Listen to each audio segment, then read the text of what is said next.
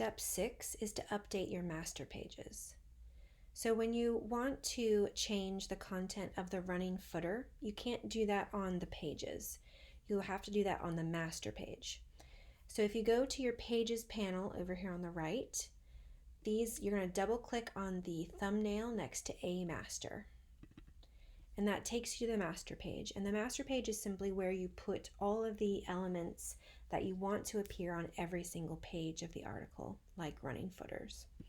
Now that I'm on these pages, this is just a text frame that I can use my type tool to adjust in any way that I want. Maybe I just want to update the date. Remember that there is a right and left facing page on this document, so you'll have to change it on both sides. Once you've made your adjustments, you can double click back onto one of the pages of your article, and you can see now the running footer has been updated.